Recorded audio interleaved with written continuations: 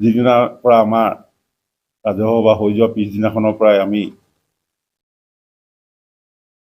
যথেষ্ট কষ্টৰে আমাৰ হাঁহচাৰ মৌজাটোৰ লগতে শিৱসাগৰ জিলাকে সামৰি অসমৰ বিভিন্ন প্ৰান্তত বা অসমৰ বাহিৰতো যিসকল আমাৰ প্ৰাক্তন ছাত্ৰ ছাত্ৰী আছে আমি টেলিফোনিক যোগে হওক বা ছ'চিয়েল মিডিয়াৰ যোগেদিয়ে হওক আমি যোগাযোগ কৰিবলৈ চেষ্টা কৰিছোঁ।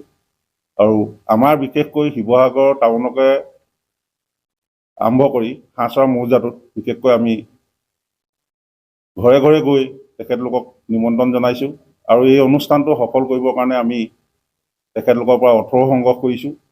গতিকে আমি যিমান দূৰ আমাৰ প্ৰাক্তন ছাত্ৰ ছাত্ৰীসকললৈ গৈছোঁ আমি 99% 100%, আমি তেওঁলোকৰ পৰা পূৰ্ণ সমৰ্থন পাইছোঁ বুলি ক'ব লাগিব আজিৰ ডেটলৈকে।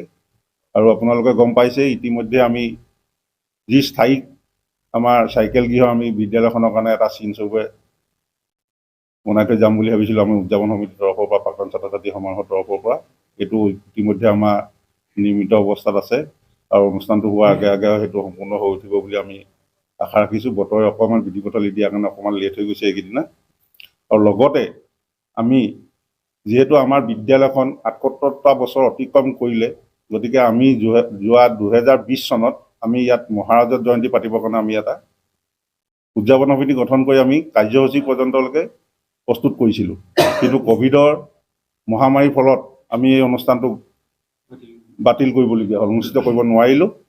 গতিকে আমি তাৰ লগতে সংগতি ৰাখি আমি উদযাপন সমিতিয়ে সেইদিনাখন পতাকা উত্তোলনৰ লগতে আমাৰ মূল কাৰ্যসূচী পতাকা উত্তোলনৰ লগতে আমি ৭৮খন পতাকা সেইদিনাখন পতাকা উত্তোলন কৰিম বুলি ভাবিছোঁ। আৰু আমাৰ প্ৰাক্তন হাঁহচাৰ মৌজাটোৰ প্ৰাক্তন জ্যেষ্ঠ ছাত্ৰসকলৰ আমন্ত্ৰণ কৰি আনি আমি পতাকা উত্তোলন কৰিম বুলি ভাবিছোঁ তেখেতলোক বিশেষকৈ।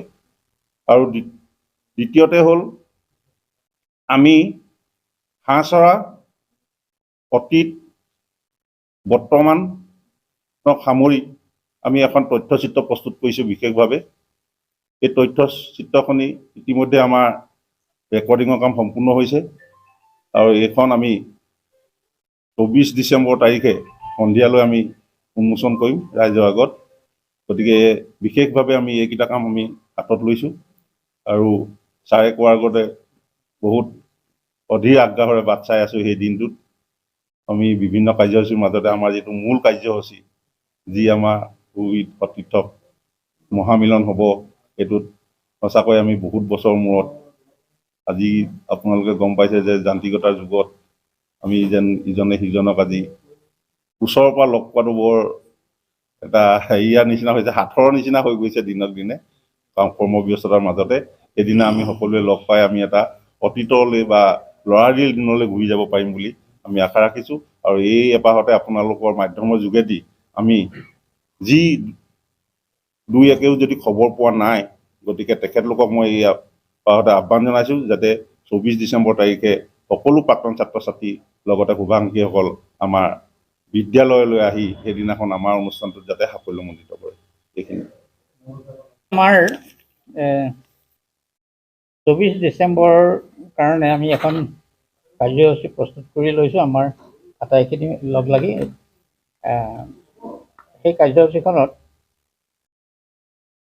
আছে পুৱা 7:30 বজাত পৰিৱেশ নিকাকৰণ, পুৱা 8 বজাত পতাকা উত্তোলন আৰু উত্তোলনৰ দায়িত্বত উদযাপন সমিতিৰ সভাপতি, তাৰমানে ময়ে সভাপতি হৈ আছোঁ, গতিকে আমাকে দায়িত্বটো দিছে।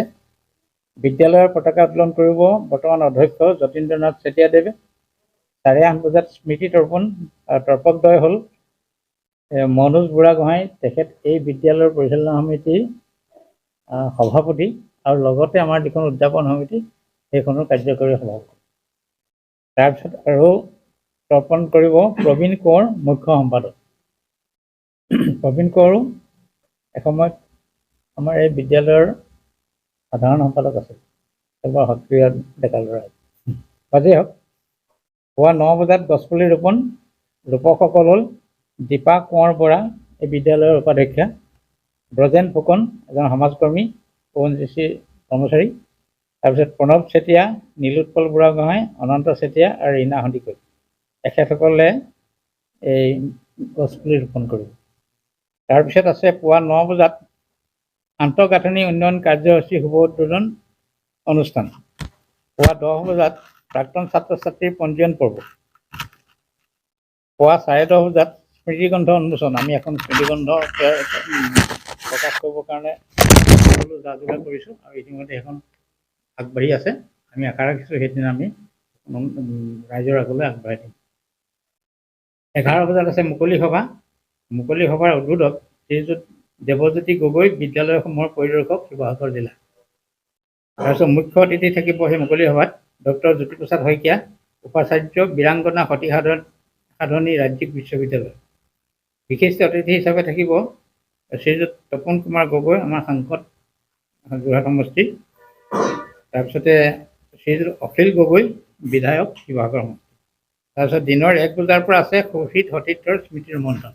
যিহেতু ক'লোৱেই নহয়, আমি 45-ৰ পৰা এই ওচৰলৈকে যিমানখিনি প্ৰাক্তন ছাত্ৰ ছাত্ৰী আছে আমি সকলো লগ হ'ম আৰু আমি আশা ৰাখিছোঁ আমাৰ অন্তৰবোৰ সেইদিনা আনন্দৰে নধৰা হ'ব।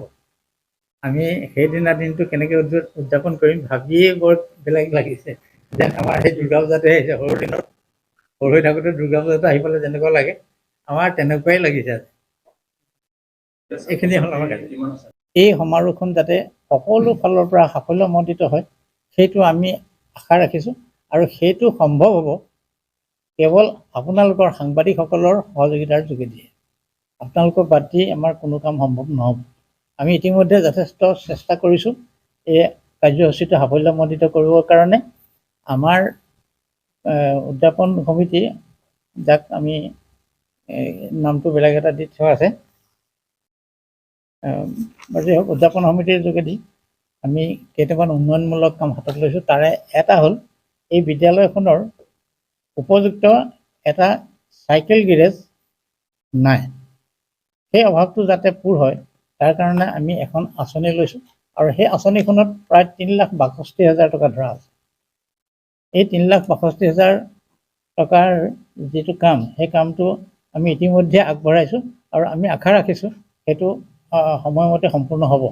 আৰু যোৱা কিছুদিনৰ আগতে আমাৰ স্থানীয় বিধায়ক অখিল গগৈ ডাঙৰীয়াৰ দ্বাৰা আমি সেই যিটো চাইকেল গেৰেজ তাৰ শুভাৰম্ভণি কৰাইছিলোঁ আৰু আমি আশা ৰাখিছোঁ যে আমাৰ এই যিখন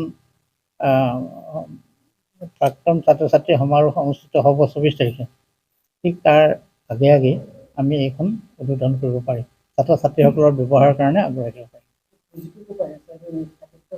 সেইটো এটা কথা।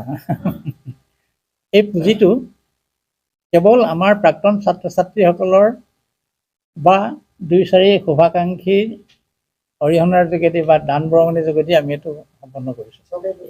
চৰকাৰী পুঁজি নহয়, চৰকাৰী পুঁজি নহয়। আমাৰ ছাত্ৰ ছাত্ৰীসকলৰ পুঁজি। কোনোবাই 10,000, কোনোবাই 5,000, 2,000, 1,500 যি পাৰে আমাৰ ছাত্ৰ ছাত্ৰীসকলে আগবঢ়াইছে। আৰু এই অনুষ্ঠানটো কোনোবা এটা বেষ্টৰ বা এটা বৰ্ষৰ ছাত্ৰ ছাত্ৰী নহয়।